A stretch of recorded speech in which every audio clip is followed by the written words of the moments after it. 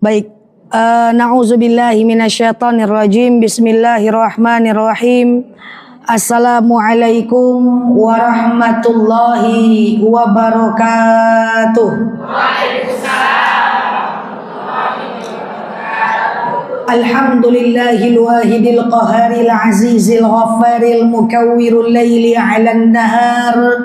Tazkiratan li ulil qulubi wal absar, tabsiratan li zawil albabi wal i'ar. Amma ba'd.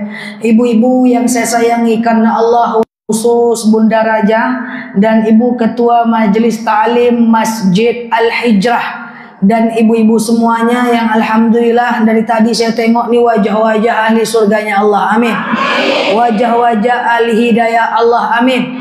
Yang tak sekedar menunggu datangnya hidayah Allah, akan tetapi senantiasa menjemput hidayah Allah tersebut, amin. Allahumma amin. Baik ibu-ibu yang saya sayangi karena Allah, selanjutnya salatan salaman daimaini mutalazimaini ala nabiyyina Muhammad ibn Abdillah.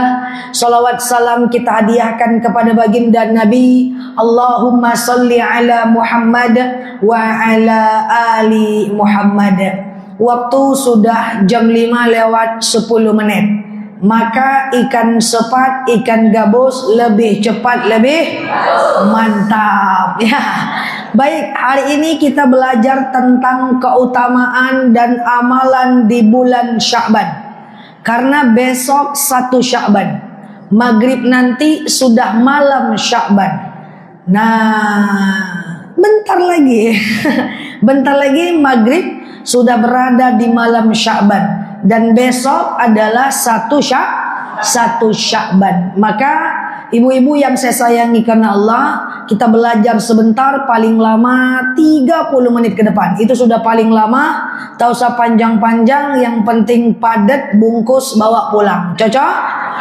Nah, ibu-ibu yang saya sayangi karena Allah, bulan Sya'ban adalah 1 bulan sebelum datang bulan Ramadan. Bulan Sya'ban, kalau Rajab kemarin itu dikenal dengan Syahrul Istighfar, bulan memperbanyak istighfar. Kalau Sya'ban dikenal sebagai Syahrul Sholawat, bulan di mana kita memperbanyak bersolawat. Rajab, Sya'ban, Ramadan, 3 bulan ini momentum luar biasa. Nanti kita akan bahas apa saja momentum di bulan Sya'ban. Di bulan Rajab ada malam 27 Rajab, Isra Mi'raj. Di bulan Sya'ban ada malam nisfu Sya'ban. Rajab, Sya'ban, Ramadan. 3 bulan ini spektakuler. Makanya ada doa khusus untuk 3 bulan ini. Allahumma barik lana fi Rajaba wa Sya'bana wa ballighna Ramadan. Dibaca sampai Ramadan aja, janganlah Syawal dibaca lagi. Oke? Nah, itu dia. Nah, sementara bulan Rajab kemarin adalah sangat, Rajab dulu kita ke Sya'ban ya, sekilas aja Rajab, cocok ya. Rajab ini kemarin dianjurkan baca itu, kemudian ada doa khusus di bulan Rajab, Rabbil firli warhamni wa tub alayya. Lagi. Lagi. Pintar anak mama ya. Nah, itu di bulan Rajab, bisa dibaca juga di bulan lain. Oke. Nah, di bulan Rajab pertama tadi perbanyak baca Allahumma barik lana, bukan fima rozaqtana, bukan. Nah, itu doa mau makan. Kemudian doa Rajab. Kemudian perbanyak istighfar, kan gitu kan, di bulan Rajab. Karena bulan Rajab ini bulan pengampunan. Makanya namanya Asy-Syahrul Istighfar, bulan istighfar. Kita udah banyak kemarin istighfar nih kalau kita ngerti ilmunya ini. Dan kemudian perbanyak berpuasa sunnah di bulan Rajab. Tapi tidak ada khusus puasa sunnah Rajab. Sengaja aku puasa sunnah di bulan Rajab, atau sengaja aku puasa Rajab, tidak ada. Cuman perbanyak saja puasa. Apakah Senin Kamis, apakah Yaumul Bid, apakah puasa Qadha, apakah puasa Daud. 1, baca Allahumma barik lana. Yang kedua, baca Rabbil firli warhamni wa tub alayya. Ketiga, perbanyak istighfar. Yang keempat, perbanyak puasa sunnah. Berakhir hari ini Rajab. Semoga Allah pertemukan kita dengan Rajab tahun depan, amin. Dan tahun-tahun berikutnya, amin. Jangan tahun depan aja, setahun lagi umur kita pula. Nah, sore ini, maghrib ini atau besok kita sudah ketemu dengan 1 Sya'ban. Ini bulan yang kita mesti ngerti. Kita masuk ke bulan Sya'ban ini, apa yang ada di bulan Sya'ban ini? Yang pertama, bulan Sya'ban adalah syahrul sholawat. Dianjurkan memperbanyak sholawat. Kenapa? Karena ayat yang sering ibu dengar yang bunyinya adalah ya ayyuhalladzina amanu sallu alaihi wa sallimu taslima. Itu ayat perintah sholawat turun di bulan ini, Sya'ban. Jadi kalau ibu sering dengar kalimat ya ayyuhalladzina amanu sallu alaihi wa sallimu taslima, itu turun di bulan Sya'ban. Hai orang-orang yang beriman, bersolawatlah kepada baginda Nabi. Perintah solawat turun di bulan Sya'ban. Makanya syahrul solawat. Nah, kita bahas kejap solawat. Kenapa kita mesti bersolawat? Solawat ini nggak main-main, Bu. Amal kecil, pahala banyak, Bu. Pertama, tadi saya sebutkan, innallaha wal malaikah, sesungguhnya Allah dan para malaikat, yusalluna 'alan nabi, bersolawat kepada baginda Nabi. Allah itu pencipta, mau bersolawat kepada hamba. Malaikat tak ada dosa, malaikat tidak ada nafsu syahwat, tapi mau bersolawat kepada baginda Nabi. Bayangkan ini perintah ini. Innallaha wal malaikatahu yusalluna 'alan nabi. Allah dan para malaikat bersolawat kepada baginda Nabi. Allah saja dan para malaikat itu sudah bersolawat kepada baginda Nabi. Maka ada perintah, ya ayyuhalladzina amanu sallu alaihi. Artinya Allah saja tuh, malaikat saja tuh bersolawat kepada Nabi, apatah lagi kita yang penuh dosa, yang punya banyak sekali kesalahan, kefuturan, banyak sekali. Maka kita bersolawatlah. Pertama, karena solawat perintah. Yang kedua, ketika kita bersolawat, maka malaikat juga akan bersolawat kepada kita. Yang ketiga, dengan solawat kita dapat pahala. Saya kecepatan? Enggak ya. Pertama perintah, yang kedua malaikat ikutan bersolawat, yang ketiga kita dapat pahala, dan yang keempat solawat bisa diwasilahkan. Apa namanya? Wasi. Ya Allah, saya solawat. Dengan solawat ini sehatlah badan saya, lapanglah rezeki saya, tenanglah hati saya yang galau, gegana, gelisah, galau merana ini.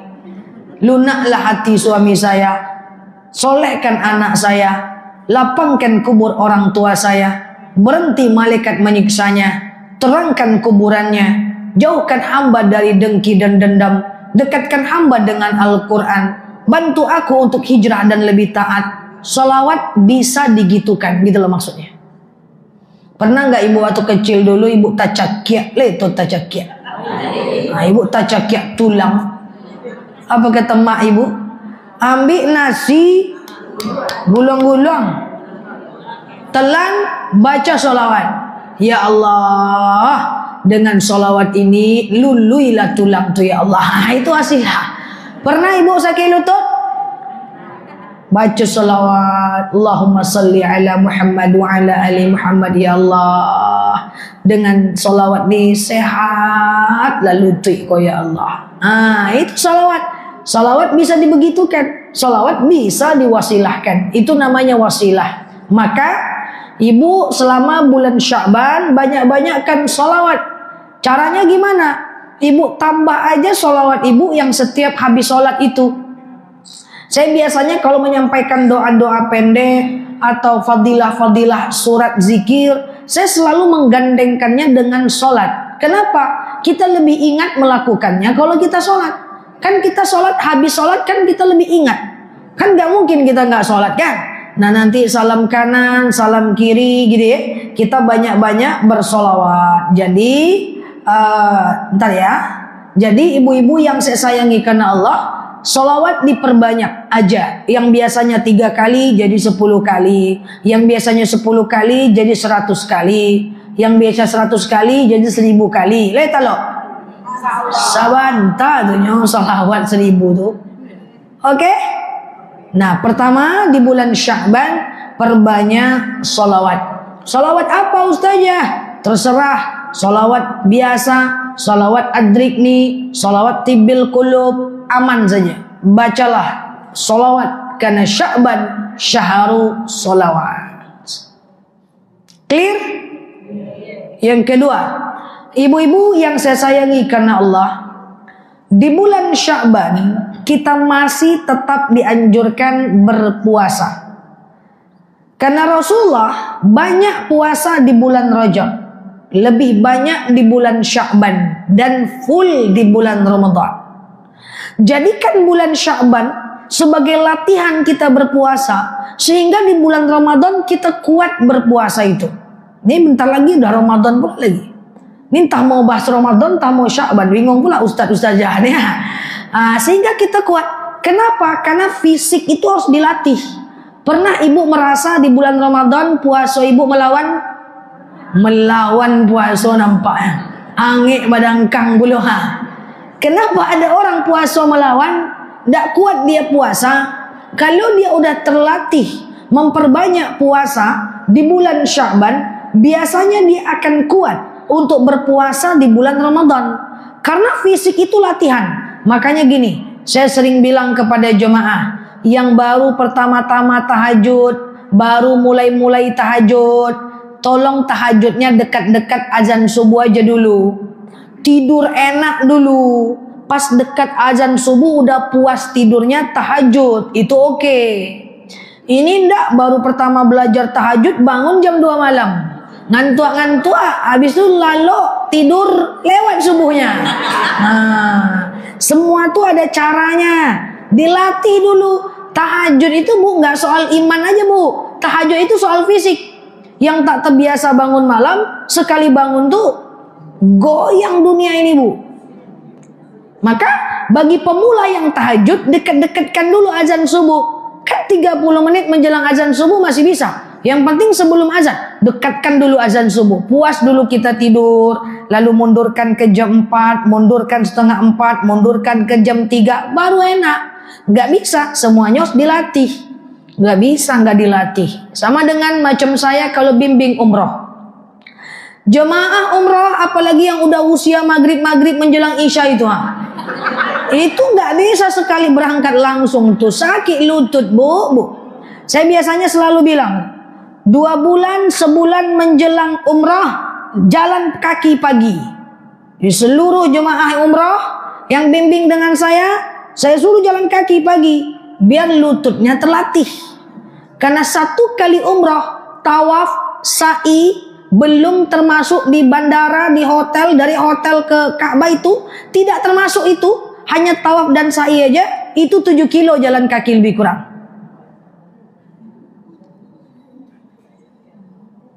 Tercangang-cangang. Jadi semua dilatih. Latih puasa sunnah dulu di bulan Sya'ban banyak-banyak kan dari Rajab kita udah banyak puasa. Sya'ban banyak lagi puasa. Ramadan full itu gaya baginda Nabi. Semuanya harus dilatih. Bangun tahajud, dekat-dekatkan dulu azan subuh biar fisik kita terlatih. Kita mau pergi umroh, jalan pagi dulu. Jalan habis subuh, habis syuruk, jalan biar fisik kita terlatih. Karena semua butuh latihan. Kayak gitu maksudnya. Paham maksud saya ini? Jadi biasakan itu fisik untuk dilatih berpuasa selama bulan Sya'ban. Entah Senin Kamis, entah nanti ada macam puasa yang mulbid ya, entah nanti ada malam nisfu Sya'ban, dilatih. Orang yang push up itu dimulai dari 1 push up.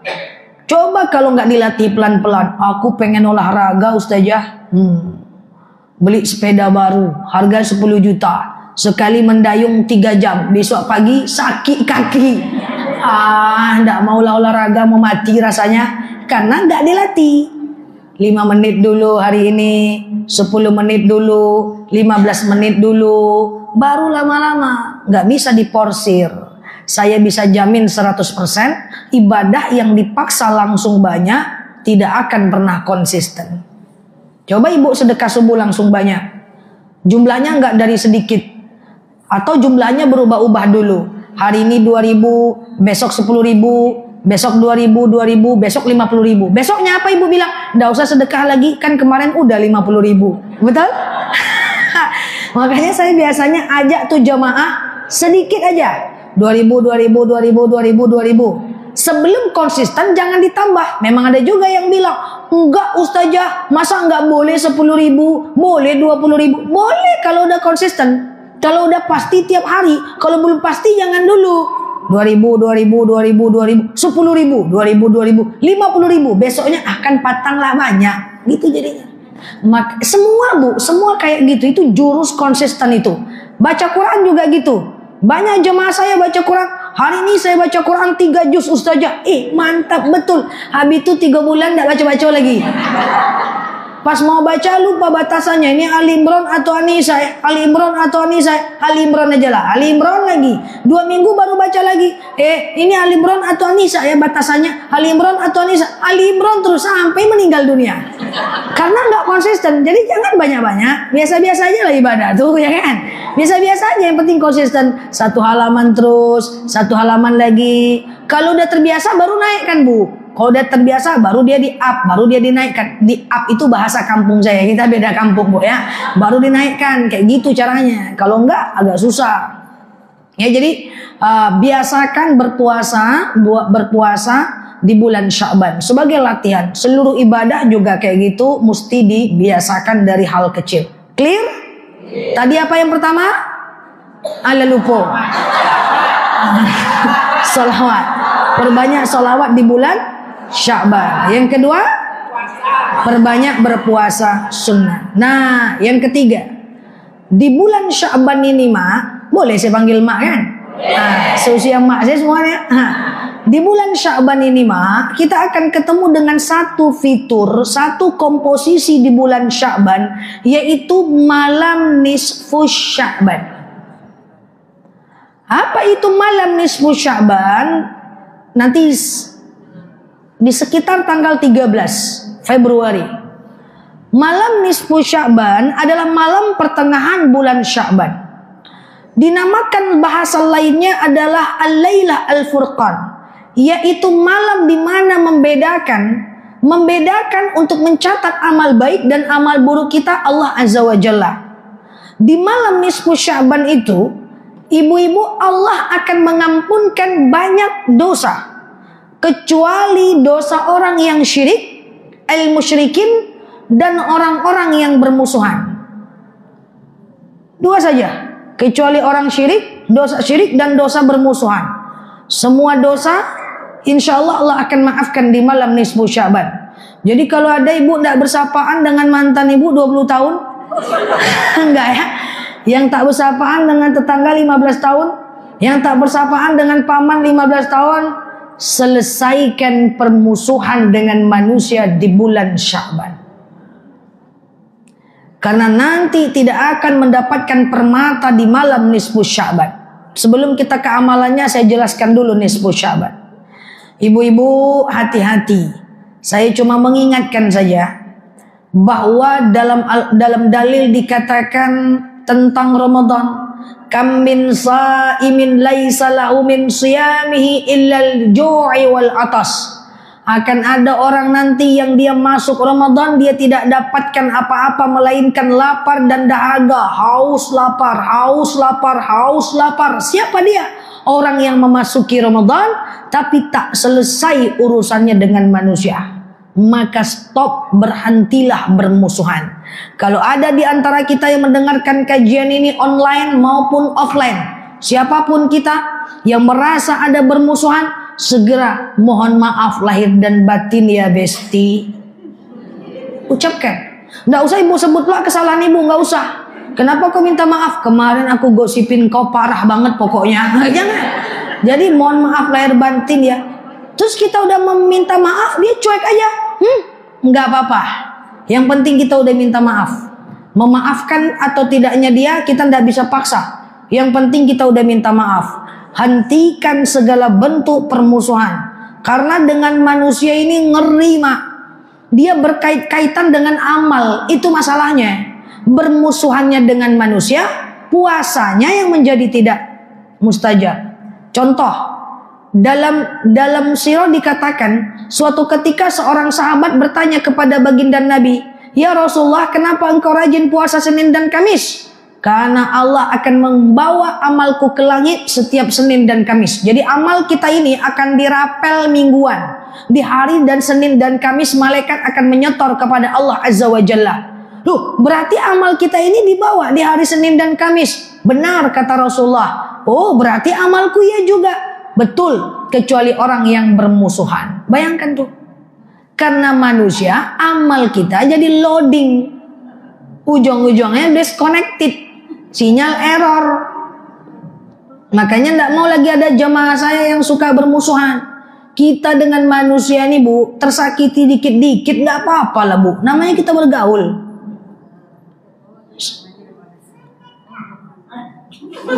Kenapa kau heboh ya? Nggak apa-apa lah, tersakiti dikit. Itu nggak ada masalah, Bu. Maafkan sajalah. Nah, kalau kita nyakitin orang, ya sudahlah kita minta maaf. Minta maaf bukan karena dia benar, tapi karena kita ini lebih mementingkan amal kita, ilmu kita dibanding segala-galanya. Jadi dikit-dikit kita tersakiti itu nggak masalah lah, maafkan sajalah. Nggak ada manusia yang sempurna. Jadi di bulan Sya'ban berhenti, stop permusuhan, terutama nanti menjelang Ramadan. Dan di bulan Sya'ban tanggal 13 Februari orang yang masih bermusuhan dosanya tidak diampuni. Takui sadunya. Tidak diampuni. Jadi ibu maaf-maafan ya nanti ya menjelang ini ya dengan suami hati-hati. Punggung-punggungan itu jangan lewat Senin dan Kamis. Minggu, Sabtu, Minggu, Senin bayan dulu. Ya kan? Hati-hati. Masalahnya dengan manusia, repotnya adalah amal kita. Makanya berkawan nih tak perlu banyak. Biar sedikit tapi kualitas. Daripada banyak tapi bikin dosa. Siapa orang-orang yang suka bikin dosa? Datang dia bertamu ke rumah, menggosip kita sama dia. Pokoknya kalau seandainya ada dia datang, udah nampak tuh profesor doktor di bidang ghibah datang. Gosip gitu. Kita tidak niat gosip. Apa yang dia bilang angguk-angguk kita, kena juga kita. Hati-hati nih, dosa dengan manusia itu repot. Makanya wajar kata baginda Nabi, "Man kana yu'minu billah wal yaumil akhir falyaqul khairan aw liyasmut." Siapa cinta Allah, cinta hari akhir berkata baik-baik, kalau tidak diam. Siapa yang pernah kita ghibahkan itu tetangga kita, kawan masjid kita, nanti carilah dia nih. Mohon maaf lahir dan batin. Okay? Nah ini ya. Jadi di malam nisfu Sya'ban dosa kita diampunkan. Di macam di restart, di format diampunkan. Malam pengampunan di malam nisfu Sya'ban di format ulang. Yang nanti formatnya nggak berhasil adalah orang yang syirik dan orang yang bermusuhan. Semoga format kita di malam nisfu Sya'ban ini berhasil. Amin. Sehingga dimulai dari nol lagi dosa kita Allah ampunkan. Amin Allahumma amin. Setelah itu jangan bikin salah lagi besok pagi. Jangan bikin salah lagi. Jadi saya cuma mengingatkan, saya pribadi, kita semua tahun depan atau setelah ceramah ini baik-baik kita dengan manusia. Yang bukan urusan kita jangan kerjakan, jangan komentari. Yang bagian kita kerjakanlah bagian kita. Paham ibu-ibu ya? Ngomong-ngomongin teman jangan lagi. Kalau ibu makan di rumah makan aja lah makanan ibu. Jangan tengok-tengok meja sebelah tu lagi. Caliak tuh ngapo tuh caliak tuh ngapo. Gapuak paruinya. Ada. Mohon maaf lahir batin Bu. Ngeri Bu, ngeri. Kalau ibu dia gibahkan, jangan gibahin balik orang. Kita juga dapat dosa yang sama, maafkan saja. Paham ya? Angguk luar biasa. Saya sampaikan 1 menit apa yang sering saya sampaikan belakangan, biar kita move on menjelang Ramadan. Dosa ghibah itu luar biasa. Misalnya ibu berdua menyebut nama saya dan menceritakan jeleknya saya. Contoh aja. Seketika ibu berdua menceritakan saya, seketika itu pahala ibu pergi ke saya dan dosa ibu bertambah. Sampai sini paham? Tapi ternyata ibu berdua nih dia nggak ada pahala. Maka pakai cara yang kedua. Dosanya bertambah dan dosa saya kasih ke dia. Gitu konsepnya. Nah, ini banyak yang belum tahu nih. Saya takut-takut dulu sedikit ya. Ini ibu berdua nih pula-pulanya menceritakan saya. Tapi benar saya salah. Ini ghibah nih, bukan fitnah nih. Kalau fitnah lebih parah lagi. Saya memang salah, ibu berdua menceritakan saya. Maka seketika ibu sebut nama saya, maka dosa ibu bertambah, pahala saya ibu ambil. Terbalik. Suka kali kalau saya salah ya. Terbalik. Dosa ibu bertambah, pahala ibu saya ambil. Tapi rupa-rupanya ibu tak ada pahala. Maka pakai gaya yang kedua. Dosa ibu bertambah, dosa saya yang ibu ambil. 2 kali bu. Itu nggak sampai di situ aja bu. Di akhirat nanti Allah katakan dalam firman-Nya, ayuhibbu ahadakum ayyakula lahma akhihi maitan fakarihtumuh. Nanti di akhirat Allah akan sediakan bangkai saya, maitan. Ayyakula lahma akhihi. Ibu akan dipaksa memakan bangkai saya. Fakarihtumuh, walaupun ibu tidak suka dengan bangkai saya itu. Fakarihtumuh, ibu benci, bau. Ibu dipaksa makan oleh Allah bangkai kita itu. Jadi sebanyak apa orang yang kita ceritakan, sebanyak itulah bangkai yang akan makan kita di hari akhirat nanti. Menyesal mengundang Ustaz Janila. Ya, berhenti setiap permusuhan. Nah, menakut-nakuti saya ini. Karena memang hidup ini tentram kalau tanpa ngurusin urusan orang, tanpa membalas dendam. Mau apa orang zalim sama kita, kerjakan aja bagian kita. Clear ya? Nisfu Sya'ban. Takut kali nampaknya. Kita balik lagi ke nisfu Sya'ban ya. Nah, ibu-ibu yang saya sayangi karena Allah, di malam nisfu Sya'ban adalah malam pengampunan. Maka ibu dianjurkan mulai dari hari ini sampai nanti di bulan Sya'ban, ibu baca doa yang sangat dianjurkan dibaca di bulan Sya'ban. Allahumma innaka afuun tuhibbul afwa fa'fu anni. Malam pengampunan. Coba semua, Allahumma innaka afuun tuhibbul afwa fa'fu anni. Fa'fu anni. Allahumma innaka afuun tuhibbul afwa fa'fu anni. Kapal oleng kapten. Itu doa tuh diperbanyak di malam nisfu Sya'ban juga. Ya Allah, Allahumma ya Allah, innaka, sesungguhnya engkau, afuun, maha pemaaf, tuhibbul afwa, mencintai maaf, fa'fu anni, maka maafkan kami. Baca 3 kali setiap habis sholat, diperbanyak di malam nisfu Sya'ban. Clear? Satu apa tadi? Salawat. Yang kedua, perbanyak puasa ya. Latih menjelang Ramadan. Yang ketiga, nisfu Sya'ban adalah malam pengampunan. Restart format amal kita. Diampunkan dosa kecuali orang yang musyrik dan orang yang bermusuhan. Maka hentikan permusuhan dengan manusia. Waktu ibu cuma punya 15 hari lagi. Nah, setelah itu nggak diampuni ibu di malam nisfu Sya'ban. Yang keempat, baca Allahumma innaka afuun tuhibbul afwa fa'fu anni. Pakai karim boleh, pakai nggak karim nggak boleh. Pakai nggak pakai karim boleh. Clear? Yang kelima, di malam nisfu Sya'ban karena kita nggak ketemu lagi. Menjelang nisfu Sya'ban kita nggak ketemu lagi nih. Di malam nisfu Sya'ban diingat-ingat nanti ya, masih lama lagi soalnya. Itu dianjurkan membaca Yasin 3 kali. Dan diwasilahkan Yasin itu yang pertama.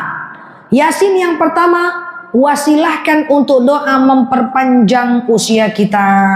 Ya Allah, saya baca Yasin. Dengan baca Yasin ini panjanglah usiaku, berkahlah usiaku, sehatlah badanku. Pokoknya doa memperpanjang umur. Jadi bacaan Yasin diwasilahkan supaya umur kita diperpanjang.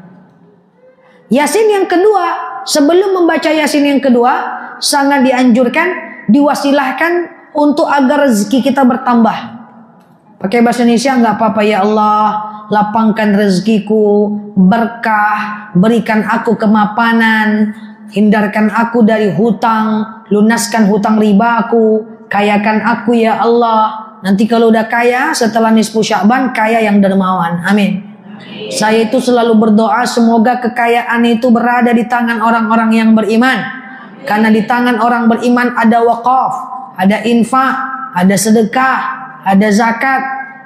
Maka orang beriman ini kalau bisa Allah berikan kemapanan. Saya selalu berdoa orang-orang yang beriman yang masih terjebak hutang riba karena ketidaktahuan, Allah keluarkan dari hutangnya, Allah kayakan mereka, Allah mapankan dan menjadi muslim yang dermawan. Karena Islam ini agama butuh uang, betul ya? Zakat butuh uang, hibah butuh uang, wakaf butuh uang, umroh butuh uang, pengen ketemu Allah butuh uang. Nah, minta rezeki. Yasin yang kedua. Yasin yang pertama tadi perbanyak untuk supaya umur panjang. Yang kedua rezeki berkah berlimpah. Dia banyak pun rezeki tapi kita tidak beramal, ngapain? Tapi dengan rezeki yang banyak kita bisa berwakaf Quran, wakaf mukena, ya kita bisa bangun masjid, kita bisa umrohkan orang, kita bisa hajikan diri kita bisa hajikan orang, kita bisa berbagi sebagai tabungan amal kita di hari akhirat. Minta rezeki yang banyak sama Allah, banyak dan berkah. Dan kalau anak keturunan kita itu punya rezeki banyak, doakan jadi anak muda yang dermawan, jadi anak muda yang soleh solehah. Mau dia jadi dokter terserah, yang penting dokter yang dermawan dan taat. Mau dia jadi dosen terserah, tapi dosen yang taat. Nah, kita yang masih terlilit hutang, terjebak riba, doakan semoga Allah keluarkan dan Allah mapankan kita dengan wasilah Yasin di malam nisfu Sya'ban. Yasin pertama apa tadi? Panjang umur. Yasin yang kedua?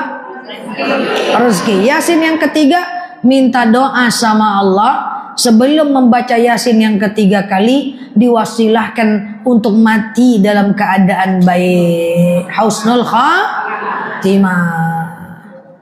Mati dalam keadaan baik. Mati itu sakitnya luar biasa. Makanya selalu berdoa, Allahumma hawin alaina fi sakaratil maut.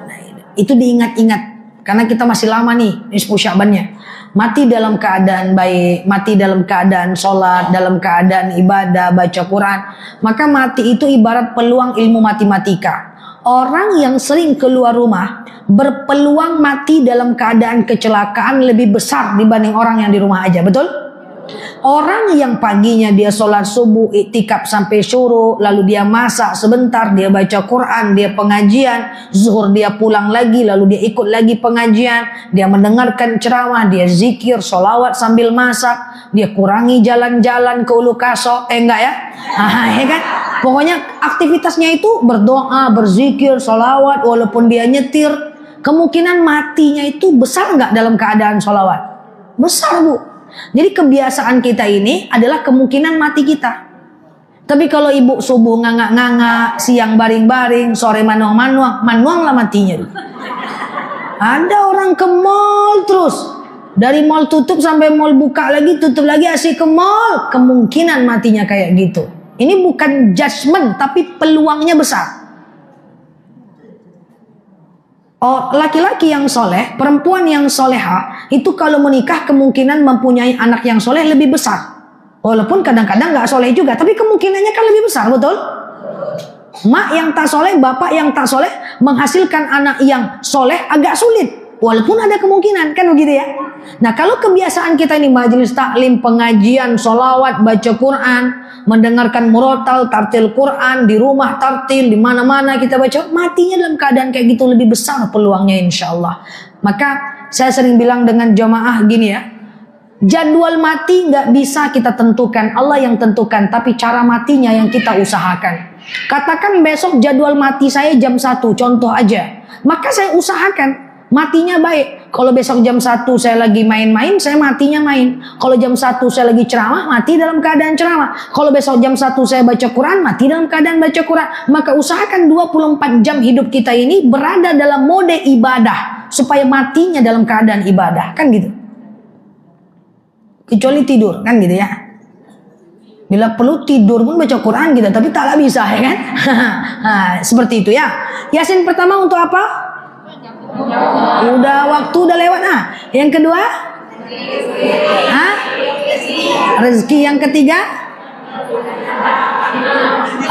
Mati dalam keadaan husnul khatimah. Karena tadi judulnya ikan sepat ikan gabus, maka kita terakhir adalah nanti berpuasalah nisfu Sya'ban. Berpuasalah nisfu Sya'ban, di pertengahan bulan Sya'ban. Sengaja aku berpuasa nisfu Sya'ban sunnah atasku karena Allah. Masya Allah ya.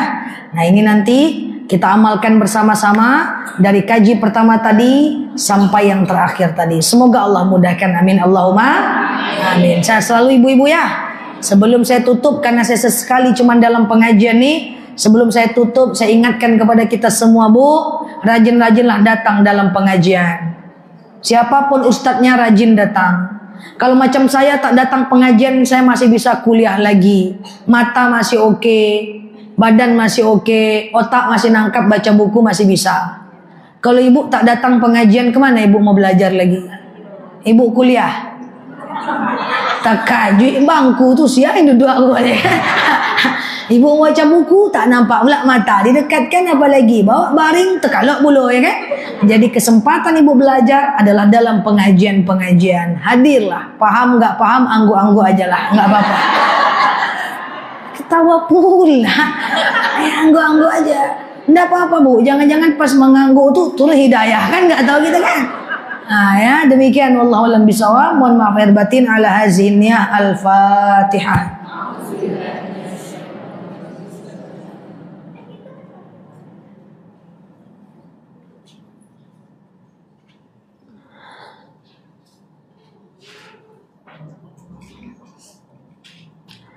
Amin ya Allah, amin ya Rahman, amin amin ya mujibas sa'ilin. Allahumma salli ala Muhammad wa ala ali Muhammad. Allahumma inna nas'aluka ridhaka wal jannah, na'udzubika min sakhatika wan nar. Allahumma inna nas'aluka salamatan fi dinina, afiyatan fi jasadina, ziyadatan fi ilmina, barakatan fi rizqina, taubatan qabla al-maut, rahmatan indal maut, maghfiratan ba'dal maut. Allahumma hawin 'alaina fi sakaratil maut, najatan minan nari wal 'afwa 'indal hisab.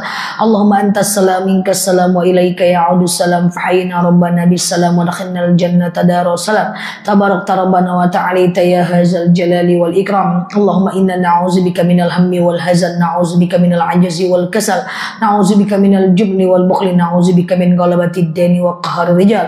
اللهم إنك عفو كريم تحب العفو فاعف عنا يا كريم. اللهم إنا نعوذ بكلمات الله التامة من شر ما خلق. اللهم ربنا هب لنا من الصالحين. اللهم ربنا اغفر لنا وارحمنا وتب علينا يا كريم يا مجيب السائلين. اللهم إن كان رزقنا في السماء فأنزله، وإن كان رزقنا في الأرض فأخرجه، وإن كان رزقنا بعيدا فقربه، وإن كان رزقنا